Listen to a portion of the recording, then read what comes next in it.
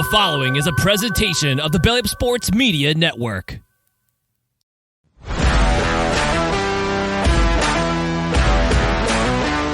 Let's get into the main event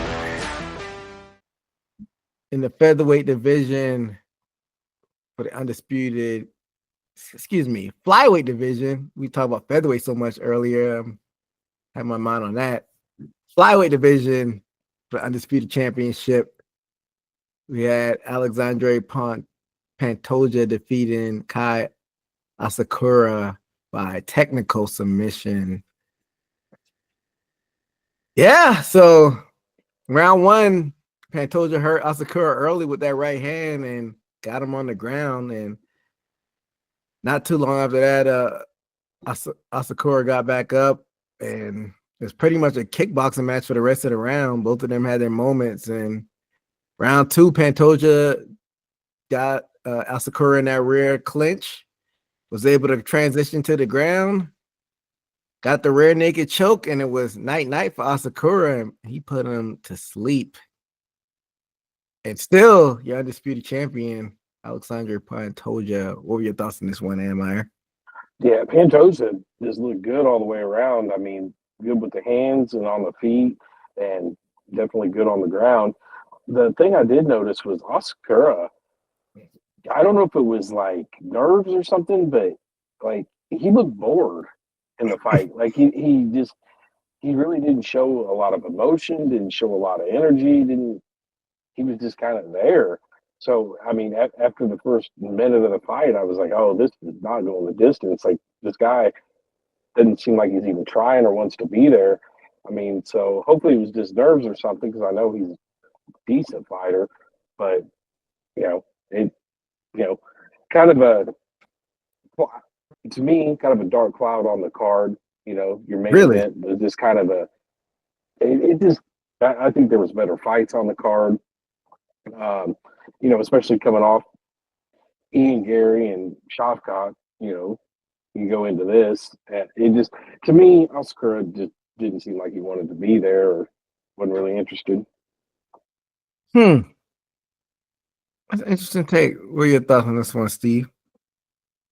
Yeah, I thought it was going to be a back and forth fight, for a whole good 3, 4, 5 rounds until somebody got cracked. Because Asakura looked like he was going to get down with him on the stand-up, even try to throw a few sneaking rising knees that one of them landed. And then I think he tried to throw it 1 or 2 more times. It's pretty close.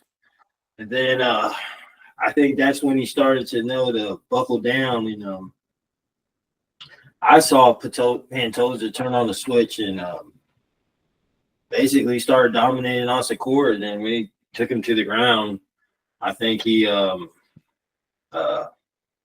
just know his expertise in the ground game. I think he's a black belt, if I'm not mistaken. And I think that's what got him the win. Yeah, dominant overall. But going back to Adam's point, Steve, you think Asakura looked uninterested in that fight? As far as me? Yeah.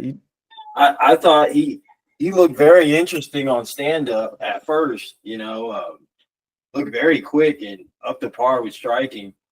But then when he got took it to the ground, I knew it was a wrap, especially into the second round. Yeah, second round. Do you think the nerves got to him, or do you think he didn't look like he wanted to be in there?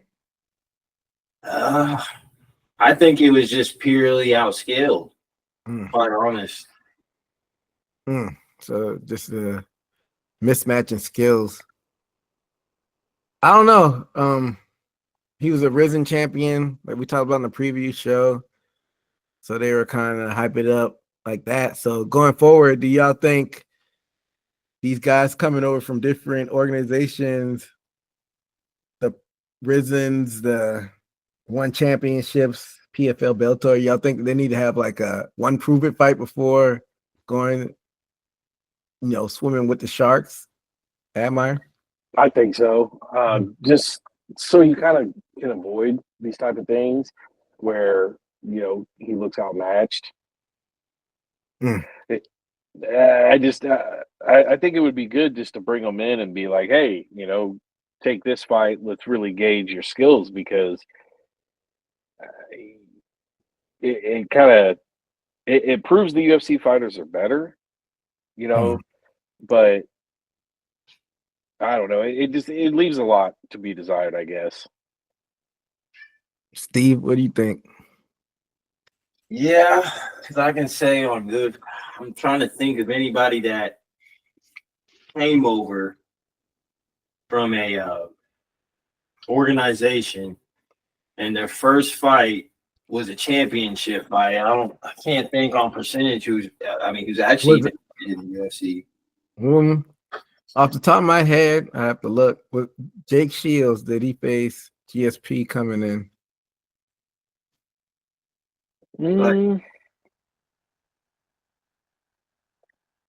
thought there was one more. I think Jake Shields might have been. I was wrong. He faced Martin Kaplan before going against GSP. There's a bit of fighter that came in and got a title shot immediately. It Was was it in the Gilbert early. Melendez? It might have been, yeah. And I like nobody's achieved this from another organization yet. So I would say a tune-up fight. It really turns out well for at least one. What was it? Kayla Henderson? What is her name? Kayla Harrison. But Admire was right. It was Melendez. I feel like it was maybe one more person in the earlier days. But Kayla, what were you saying about Kayla Harrison again, Steve? It's just an example of these people that ain't thrown into the the fire. They usually turn out successful. I can think Holly Holm. She came over as a champion. Had a few fights before Ronda. Even like highly touted prospects like that, Kayla and Holly, they got a few fights before going for the championship. But you don't see a lot of people getting title shots immediately, like we did see with Kai Asakura getting, and he didn't put out a good showing about for people doing it in the future. So, you might just need a tune-up fight to get over those jitters. Brock lost his first UFC fight, if I'm not mistaken. No, he won it, and then he lost to Frank Mir, and then got a title shot. I want to say his third fight, Brock Lesnar. Yeah, there's a lot of them that had like one fight, then they got a title shot, like Rampage Jackson did. He fought Marvin Eastman, and then he fought Chuck Liddell for the title. Chandler. Silva, I know Silva had one fight before going for the title against Rich Franklin. What was that, Steve? Michael Chandler. He had one fight. Yeah, he did. Yeah, he had one fight because he got the knockout in his first win. Might be Melendez and Asakura that are the only ones that got a title shot in their first fight. I don't know. Even Ben Askren had to get a tune-up. He got a tune-up fight for us. I don't even think he had a championship fight offer, but at least had a warm-up. All right, so it's going to be a article about it. So Hayato Sakura had a title shot in his first shot. Frank Trigg and Gilbert Melendez. So it's only been 3. And Admire named one of them. So not a long list. And like I said, Akura, he might have had the jitters, but high level competition. But with that said, where does Pantoja go from here, Admire? Because he looks like a pretty dominant champion. I don't know if anybody in the flyweight division can really mess with him. And I'm a big Brandon Moreno fan, but in that Brandon Yeah. Moreno fight, he proved to be dominant in that fight. So Yeah, he's already fought, the top two there. So, I mean, you got to go down to somebody like Albazi or like Kai France that he hasn't faced yet. But, a lot of people were saying bring back Mighty Mouse, but Mighty Mouse said, nope, I'm retired. I'm not coming back. I'm not going out like these other guys. that's what he said. That's what Mighty Mouse said. He said that he don't want to end up like a Donald Cerrone and somebody else, Damn, coming out of retirement. Why do you have to throw? Why you had to throw Donnie Cerrone under the bus? Yeah, I mean that's the fight that people want to see, but it ain't gonna happen. So you kind of got to go with somebody that hasn't faced him yet. But I see Pantoja probably being up there for a while. What if they throw the bag at Mighty Mouse though? I don't think he would. I mean, because he's already a very high level person that gets paid very well. Anytime he fights, so he knows he's going to get paid, but he still said, nah, he don't want to do that. That's crazy. What do you think, Steve? Yeah, I don't see anything that's interesting besides the Brandon Moreno. I think maybe Moreno even needed a break because he went through some tough fights before he his last one. So maybe that's what he needed to make if they were to fight again, a competitive fight against Pantoja. But other than that, I mean, I don't see anybody in the flyweight. Highly doubt he'll go to bantamweight. I would say the closest thing is Moreno.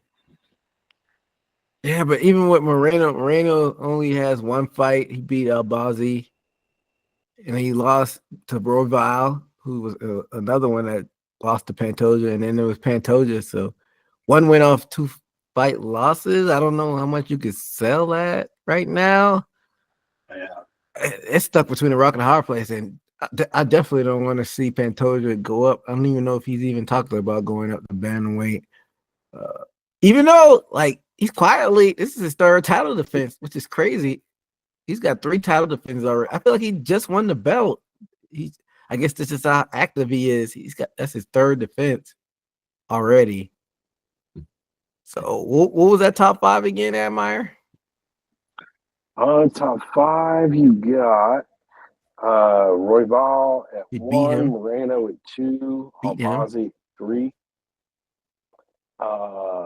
Kai France at 4, and Tatsuro Terra at 5. He hasn't faced Kai France, and you said, hold up, you said Albazi too? What was Albazi? Albazi's at 3. Yeah, he hasn't faced Albazi or Kai France. Yeah, that's my pick. But so they're in a weird spot because Albazi just lost to Moreno last month. So I think you might have to just go Kai France. Probably. And I feel like Kai France just fought recently. I don't know if it was a win or a loss. I think maybe he beat Steve Erceg back in August. Even though he lost to they all just beating each other. He lost to Albazi, who just lost to Moreno, and he lost to Moreno. But he's coming off a win. So I think you just have to go with Kai France. So they're starting to hit like a little patch where they're like trying to scrap for opponents for Pantoja at this point. And he beat Moreno twice already. So I don't know how much you could sell a 3rd fight. And I'm a Moreno friend. Moreno's got to get like 2 more wins before they can even try to do a 3rd fight. At this point, if they do the Kai France fight and Pantoja wins, do you try to maybe lure Davis and Figueiredo to come back down?